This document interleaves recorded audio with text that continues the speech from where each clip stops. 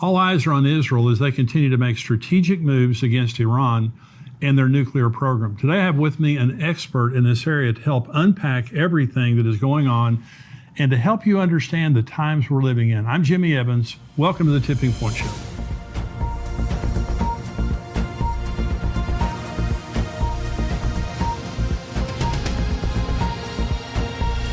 Welcome to the Tipping Point Show. I'm Jimmy Evans. I'm so glad that you joined me today.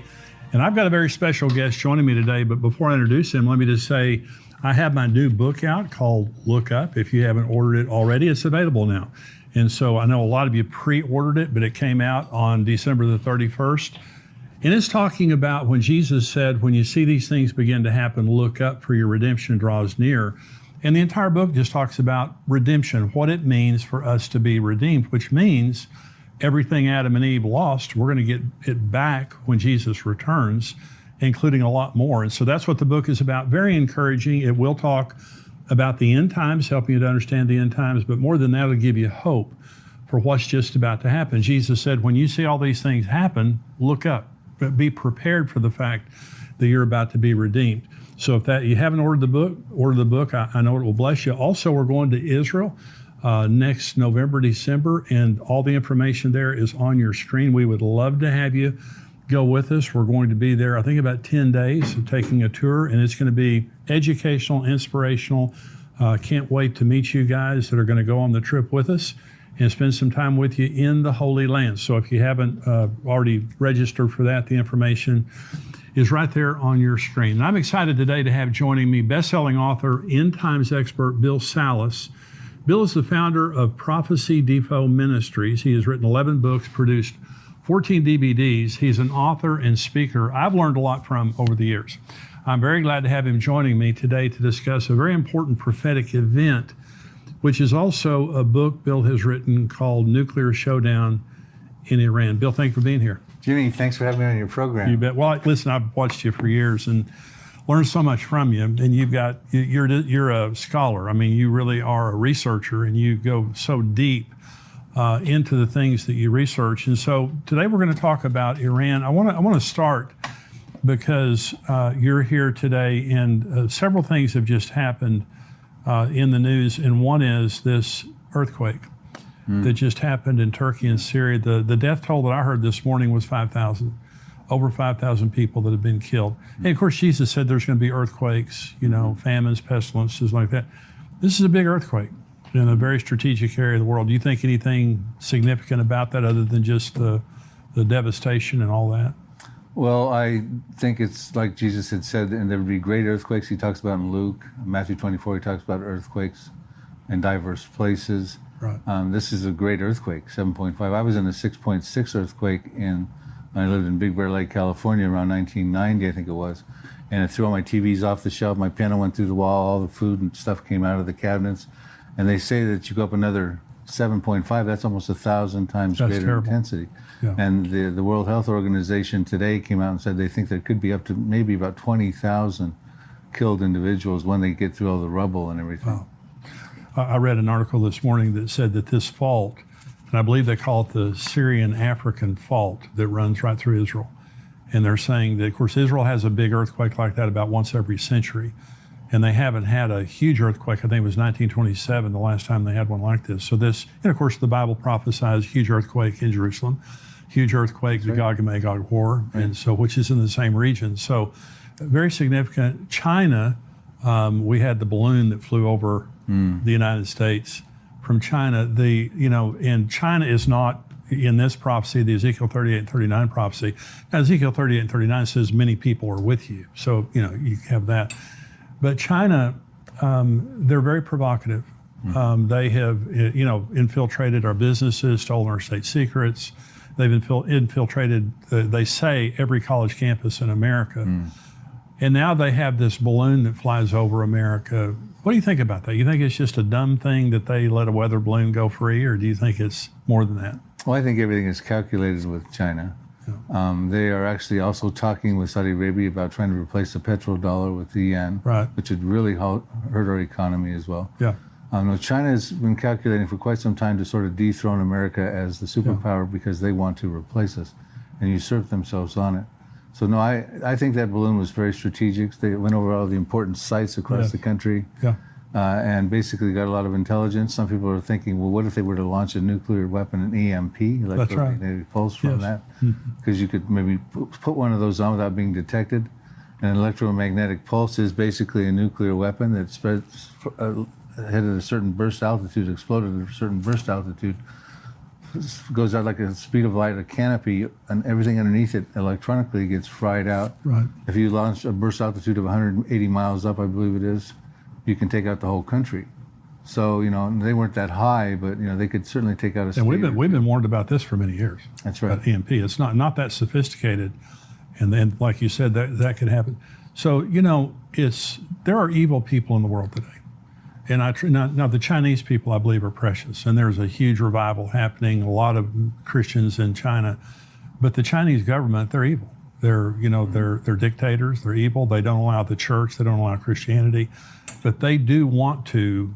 I don't know if they have the same belief system as Iran, as in we're Satan and to destroy us. But they certainly want to shift in power. Right. They want to see the East, predominant over the West. So let's talk about Vladimir Putin for just a minute. The war in Ukraine is so concerning on so many levels. But Ezekiel 38 is addressed to a man named Gog. And it just seems as though Vladimir Putin is, matches the description of a madman in that area of the world who is, bent on power and ultimately to go down and take spoil from Israel. So what do you think about Vladimir Putin? I mean, is there, because you understand so much about, Bible prophecy, do you think that there's an end game other than Ezekiel 38, or do you even think he knows the end game? Do you think he's just kind of on a rampage, or what? Well, I don't think Vladimir Putin knows the end game like we would know the end game from the Bible prophecies. But there are some parallels with his invasion of Ukraine with Ezekiel 38. Now, of course, Ezekiel 38 is an invasion against Israel with a whole coalition of countries, much more than just Russia going into Ukraine. But Ezekiel 38:10 talks about this Russian leader who could very well, depending on when Ezekiel 38 happens, could be Vladimir Putin, but we can't pin that tail on that face just yet because we don't know where he'll be at that time. Right. But it talks about him getting evil thoughts would arise in his mind. He would invade a peaceful people for spoil and gain, and of course Ukraine is sort of the breadbasket of Europe. Yes. There's a lot of natural gas and things, and wheat and corn top producing over there. So, we see that's the same reason he's going to come with his troops and hordes in Ezekiel 38, a peaceful people dwelling securely without walls, bars, nor gates, for plunder and booty, great plunder and great spoil. So I saw some parallels when that happened. Maybe it's a little trial run, but not that he knows he's going to go against Israel. But at some point, God will put hooks in the jaw of Russia and their coalition that will include Turkey, Iran. There's 9 populations listed in their Ezekiel's ancient vocabulary, but would include some of the North African countries of Ethiopia, Tunisia, Sudan, Somalia, perhaps Morocco, some of the breakaway Soviet Union republics, some of the stands, Kazakhstan, etc. And that's a huge coalition coming against Israel. Oh, yeah. And I think Israel at that time will have proven itself to be a very formidable foe because we've got some prophecies we'll talk about today that I think positions Israel into a safer, greater country at that point in time. Well, one of the things I really enjoy about your teaching is you're more methodical than me in the sense that you talk about the Psalm 83 war as being a very specific war, has not been fought yet, more regional war. Then you talk about Elam, and that's what we're going to talk about, which is a part of current-day Iran, about a third of current-day Iran in this prophecy of Jeremiah 49. And then you talk about Ezekiel 38 and 39. So you really you layer it more than I would. But I'm saying, and you're right. I mean, I've learned so much from you in that. So I want to talk about, because we were talking before the show, what's unfolding right now with Iran. This has been happening for a long time. And so we're now looking at a very, very, impending crisis. It's already a crisis. And Israel is sitting there in the crosshairs. Iran is very provocative. They're provocative in the sense that they're talking about how they're going to destroy. They've been talking about destroying Israel for many years. But this is a very public rhetoric that's going back and forth between Israel and Iran. And now Netanyahu is the president. But this nuclear showdown with Iran has been happening for many years. Why don't you talk about that? Just talk about how this has unfolded. Yeah, sort of a little brief overview of history would be good, I think, for the viewers, Jimmy. And I remember Iran, let's start off with this, is the elephant in the room in the Middle East. It is the big problem for Israel, and not only Israel, but a lot of the Arab states, the Sunni states like Saudi Arabia and stuff, are also very concerned about Iran trying to spread its hegemony, as it's doing with its proxies of Hezbollah and Syria and Hamas, etc. They're concerned that Iran's going to spread its hegemony more and more throughout the whole Middle East, try to set up a Shiite caliphate because they're Shiites versus Sunni Saudi Arabia. But there's the existential threat to Israel's existence. And I remember Benjamin Netanyahu even talking to George Bush about this when he was president way back when. But if you fast forward up to about 2010, we'll take the clock back to 2010.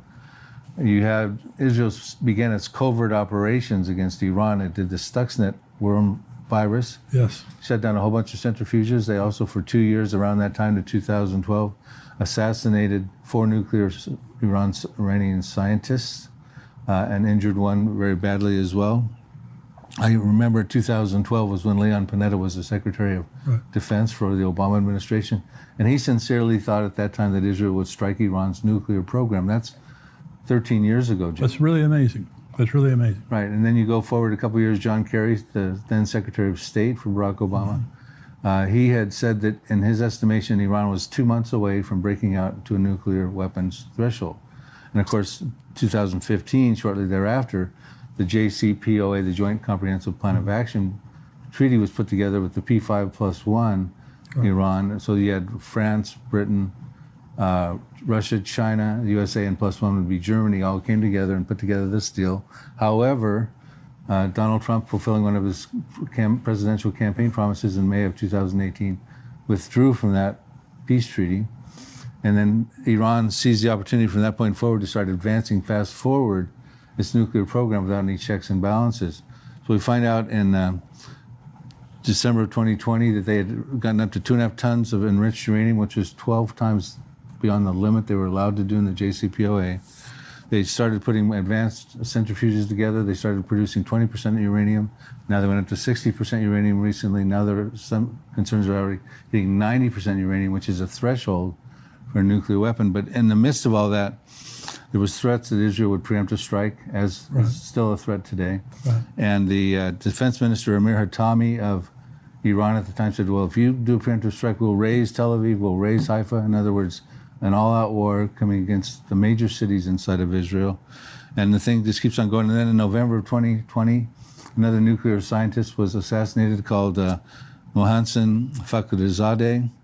And then after that assassination, Iran stopped allowing the IAEA to come back in December of 2020, doing any more further inspections. So we'll show you can't come back in and inspect. They're taking out our scientists.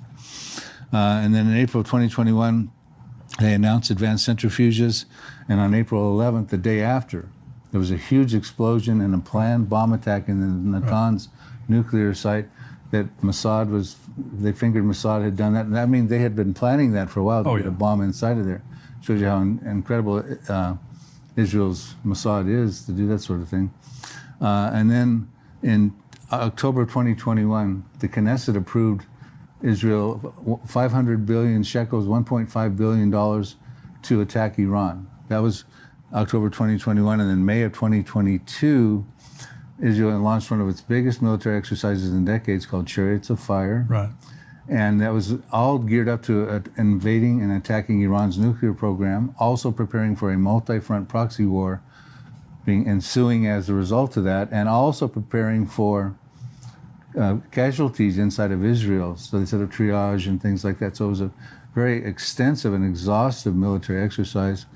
And now then recently in November of last year, just as we turned the threshold into the new year, they announced they had a hypersonic ballistic missile that can reach Israel in 400 seconds, which is 6.66 minutes. That's just unbelievable. And hypersonic meaning, and it's a ballistic missile, so it can carry a nuclear warhead. And hypersonic means it travels 5 times the speed of sound. And it's the type of thing that can take out